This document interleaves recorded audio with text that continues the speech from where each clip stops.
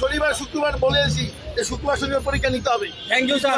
Sir আমরা চাই sir সবার পক্ষ থেকে স্যার আমাদের সতর্ক করে দেন স্যার, নাহলে কয়দিন পর পর এগুলো ইস্যু তৈরি হবে স্যার। কেউ স্লোগান দেবেন, আপনি আসেন, সমস্যা না। স্লোগান দিলে তোমাদের দুঃখের কথা হয়তো মাফ চাইছি। আমার মালে মারতে পারবো আমি আসছি এই জন্য ভুল না বোঝে। ওইটা 12:30টার মিটিং, আজকে পরীক্ষা নিবে কিনা তারা ভাইস চ্যান্সেলর সরিয়ে যাচ্ছে।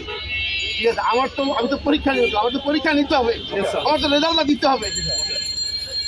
আমি আজকে চলে যেতে পারি, আমার ফসলা কি হবে বলো, আমি চলে যাবো, তাই রিজন করে দেবো। আমাদের সবার পক্ষ থেকে তোমাদের তো ছেড়ে দেওয়ার জন্য পক্ষে সবাই আছে, কিন্তু রানিং যেমন একটা 4th ইয়ারের ছেলে ভাইবা দিয়া তাদেরকে রিটার্ন হয়ে গেছে, ভাইবা এখন সামনে সে তো অন্য দিদিরা পাবে, সেইটা সামনে কিভাবে তিনবার বলো। এখন তো ইউনিভার্সিটি আলাদা হইতেছে, 3 মাস সময় দিবে না। এই ভর্তি পরীক্ষা তারা না নিলে তারা কি করে সেটা সিদ্ধান্ত কর্তৃপক্ষের, কিন্তু আমি তো এরকম দিতে পারি, আমি তো পরীক্ষক, আমি তো পরীক্ষা নিতে হবে আমাকে। তোমাদের সাহায্য না করো, ওই করতে গেছি ওরা ভুল করছে। আর একটা কথা হচ্ছে আমাদের পরীক্ষা দেয়, সবারই পরীক্ষা ভালো হয়, কিন্তু রেজাল্টটা খারাপ হয় কেমনে স্যার? তাহলে 80% পাস করে কিভাবে? পাস করে কিন্তু রেজাল্ট খারাপ হয়, মানে সার্টিফিকেট একবারে নরমাল আছে। রেজাল্ট চেক করে দেখছি তোমাদের শিক্ষকরাই তো খাতাটা দেখে।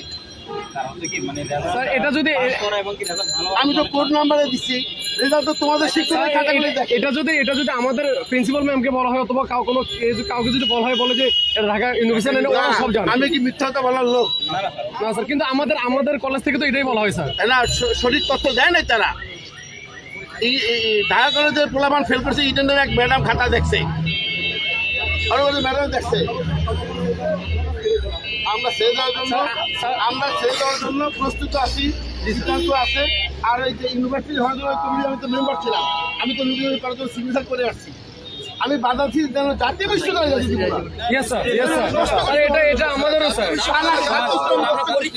আমাদের ভাই যে কালকে রক্তাক্ত করেছে ঢাকা ইউনিভার্সিটি, এটার প্রতিক্রিয়া আমি তো ঢাকা ইউনিভার্সিটি পরীক্ষা বন্ধ করে দিচ্ছি, তো ঢাকা ইউনিভার্সিটি পরীক্ষা বন্ধ করছি, সব বন্ধ করছি। স্যার আপনি পুলিশি বাহিনীর পক্ষে কি বলবেন? তার দেখতেছি যে ওখান থেকে ঢাকা ইউনিভার্সিটির আন্ডার থেকে একজন বলি স্যার, আমি তো ওখানে ছিলাম। আমি স্যার একদম যে একটা করছে, এটা কি আসলে কি হয়েছে এরকম ব্যবহার?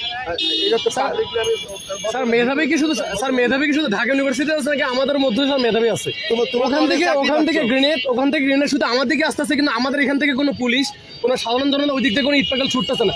আমরা ভিডিওতে দেখলাম যে ওরা পুলিশ সহ সহ আমাদেরকে তারা কেমনটা কেন স্যার? ওই জায়গার কি অবস্থা ছিল, ওই জায়গায় দেখতে অবস্থা তুমি না দেখলে বুঝতে পারবো না। আমরা তো ফিল্ডে ছিলাম, আমি তো সেই ভিড়ের মধ্যে ঢাকা কলেজ পর্যন্ত গেছি, আমি একা রাস্তায় ওই জায়গাতে গেছি, অবস্থাতে বুঝতে পারতেছিলাম না কি হইতেছে। আবার ঢাকা ইউনিভার্সিটিতে অ্যাটাক করতে আসতেছে, আমি তো পলাইতে পারি না, আমি তো পলাই না, আমি তো তোমাদের মধ্যে চলে আসছি। আমার আগে